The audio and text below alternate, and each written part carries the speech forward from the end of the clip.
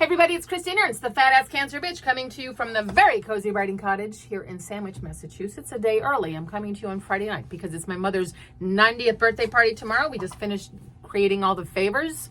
It's this magnet of my mother. Isn't that a great picture? She drinks martinis. Clearly this is Manhattan, but it's such a great photo. Cheers to 90.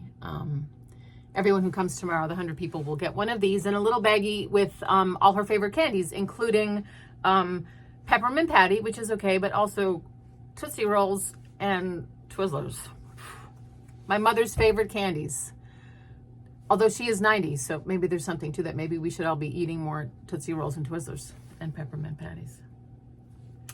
Anyways, perhaps I hope you had a lovely day yesterday with friends and family, or I hope you had a lovely quiet day of rest and restoration.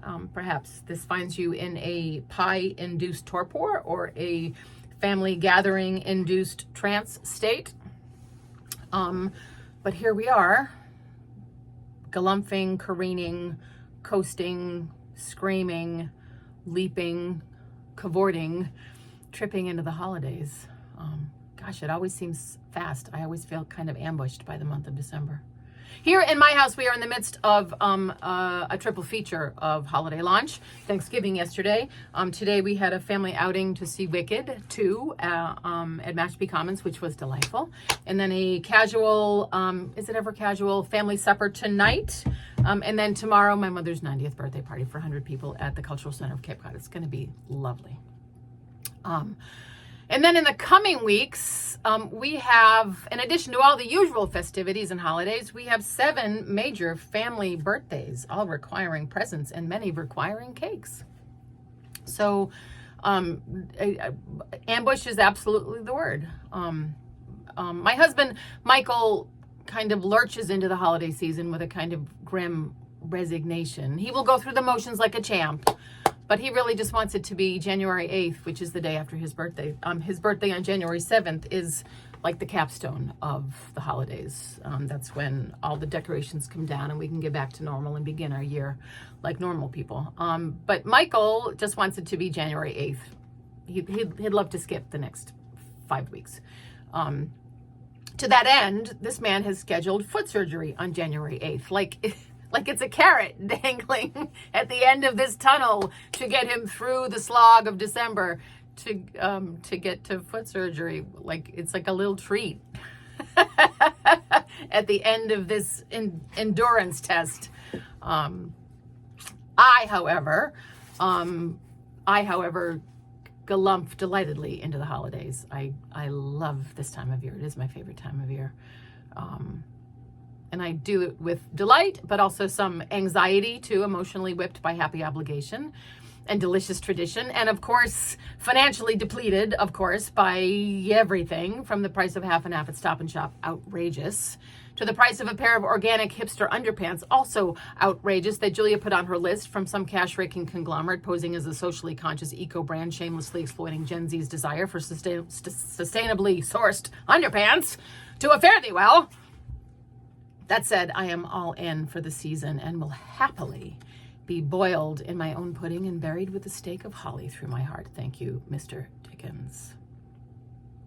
So I'm coming to you a day early before all hell / delight breaks loose tomorrow. But I will leave you with part of an obituary that I read on Sunday, which feels like a month ago.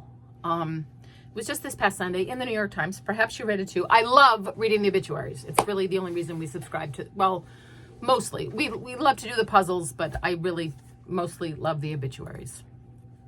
They're like tiny, many are often like tiny, beautiful stories. And many are just wealthy old white guys dying, which also pleases me.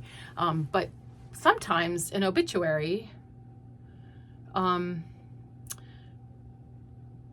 really land.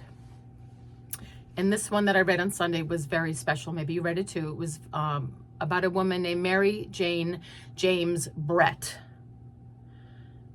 And her family wrote the first half and she wrote the second half. And in the obituary, that the part that her family wrote, Mary Jane called her 4 children and 11 grandchildren and 24 great-grandchildren every year on their birthdays and played happy birthday on her harmonica and then promptly hung up without saying a word. Goals, my friends. Goals! I need to learn how to play the harmonica, and I need some grandchildren and some great-grandchildren. She wrote the part that she wrote in the second half. She included a bit of scripture. There was a lot more that was interesting. Go online and read it. There were so many delightful, delicious sentences and facts, and she was clearly beloved and also very loving. But she included some scripture at the end of her obituary that she wrote. It was Philippians 4:4-9. Now, I'm not religious per se, but sometimes words from holy books are like poetry, and Philippians 4:4-9 was exactly what I needed to galump into the holiday season. A note, I always substitute the word universe for God, but feel free to use whatever word that you use for your higher power. God, Jesus, source, universe, flying spaghetti monster, whatever. She ended her obituary with this, telling the reader to tear off this last part and tape it to your mirror. Rejoice in the universe always. I shall say it again. Rejoice. Your kindness should be known to all. The universe is near. Have no anxiety at all, but in everything by prayer and petition. With thanksgiving, make your requests known to the universe. Then the peace of the universe that surpasses all understanding will guard your hearts and minds.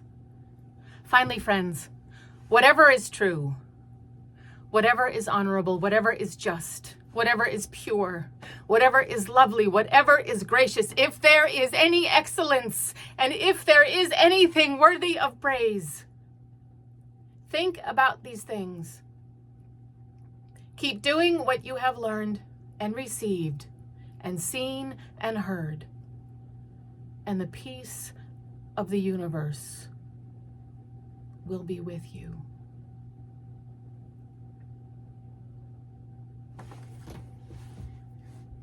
Thank you, Mary Jane. Oh, rejoice. Find delight today. You are beloved. Come as you are. Oh, look. Come as you are. My friend Uma made this for me, and she brought it to Thanksgiving yesterday. Uma is 11. Thank you, Uma. It's going to hang, I think, in that blank spot right there. Come as you are. Oh, find delight today. You are beloved. I'll send you a magnet if you want one. I'll send you some Tootsie Rolls too, and some Twizzlers if you want those. Peppermint patty. Take good care of yourselves. I'm so grateful for all of you. I'll tell you all about the party next week. Be well. Rejoice.